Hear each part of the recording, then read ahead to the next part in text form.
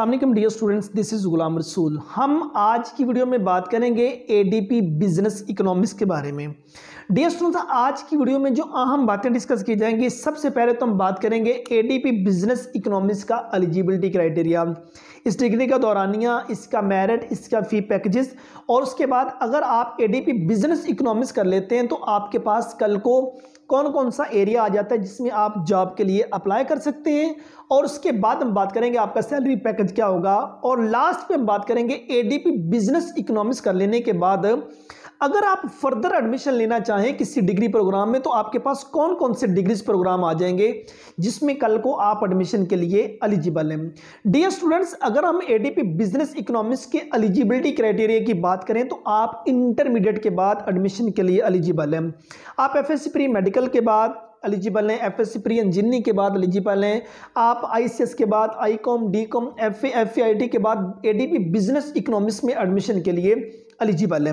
और अगर हम इसके ड्यूरेशन की बात करें, एडीपी बिजनेस इकोनॉमिक्स ये 2 साल का डिग्री प्रोग्राम, इसके 4 सेमेस्टर हैं, जो मतलब कि हर 6 माह बाद 1 सेमेस्टर क्लियर होता है, 1 साल में आपके 2 सेमेस्टर क्लियर होंगे।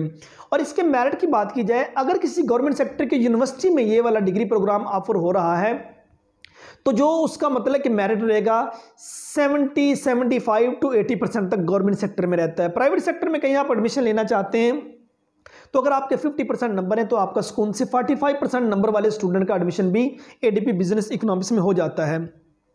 इसके फी पैकेजेस की बात की जाए तो गवर्नमेंट सेक्टर में जो फी पैकेज होगा वो 30,000 से लेकर 50,000 तक पर सेमेस्टर है, और जो प्राइवेट सेक्टर है वो आपसे 25, 30, 35, 40 तक वो आपसे पर सेमेस्टर जो है वो आपसे चार्ज कर सकते हैं, इससे कम और ज़्यादा हो सकते हैं।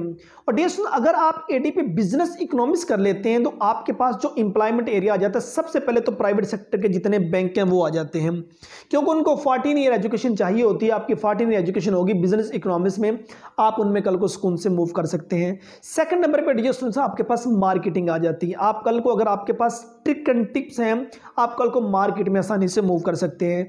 तीसरे नंबर पे जो इंडस्ट्री एरिया आ जाता है उसमें dear students ADP business economics कर लेने के बाद जो से वो जॉब्स होते हैं। फोर्थ नंबर पे मुख्तलिफ शॉपिंग मॉल आ जाते हैं जहां आप काम कर सकते हैं, किसी भी फर्म में आप कैशियर की खिदमत जो हैं वो सर अंजाम दे सकते हैं।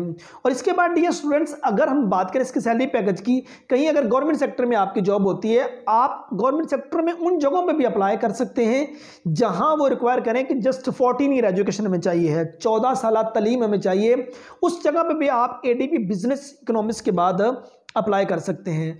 और मतलब गवर्नमेंट सेक्टर में कहीं अगर आपकी जॉब होती है तो आपके बेसिक पे स्केल को मद्देनजर रखते हुए आपका सैलरी पैकेज होगा।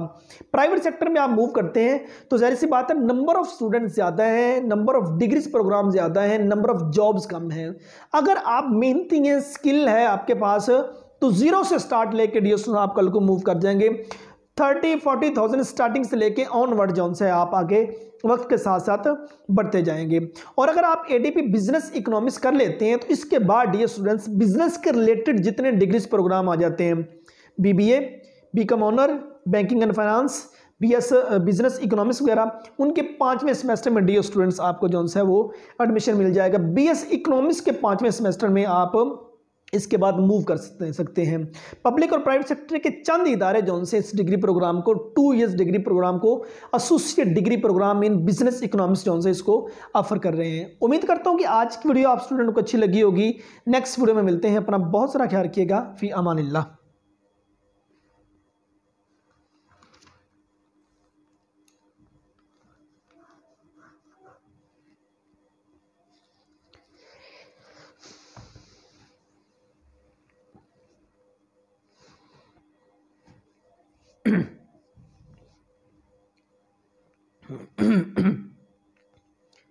अस्सलाम वालेकुम डियर स्टूडेंट्स, मैं हूं गुलाम रसूल। हम आज की वीडियो में बात करेंगे क्या एडीए के बाद बीएस एजुकेशन के 5वें सेमेस्टर में एडमिशन ले सकते हैं।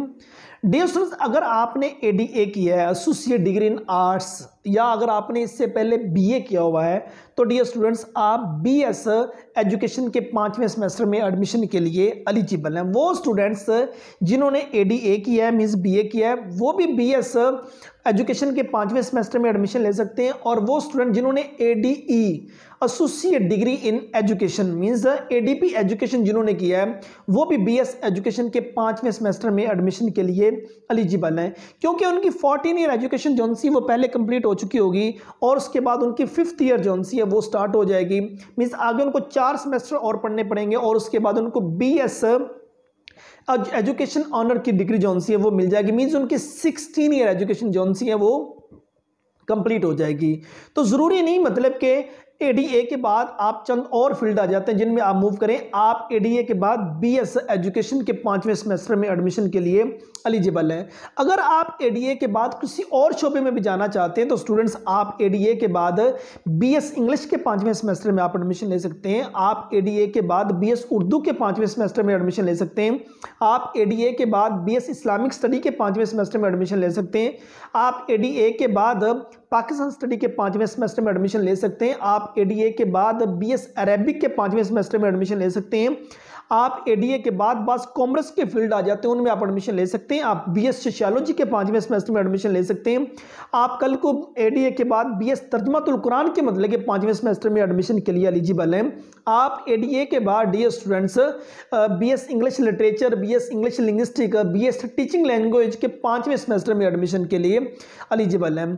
और भी मतलब आपके पास बहुत सारे शोबे आ जाते हैं जिनमें डियर स्टूडेंट्स आपको एडमिशन मिल जाता है। मास कम्युनिकेशन के 5वें सेमेस्टर में एडमिशन ले सकते हैं, बीएस जर्नलिज्म के 5वें सेमेस्टर में एडमिशन ले सकते हैं, तो बीएस एजुकेशन के तो जरूर, और बास यूनिवर्सिटी बीएस स्पेशल एजुकेशन के 5वें सेमेस्टर में एडीए के बाद एडमिशन दे देती हैं। सो ये हमारी आज की वीडियो बीएस एजुकेशन के एलिजिबिलिटी क्राइटेरिया पे थी, और साथ ही हमने डिस्कस किया कि एडीए के बाद और कौन कौन से शोबे आ जाते हैं जिसमें आप एडमिशन के लिए एलिजिबल हैं।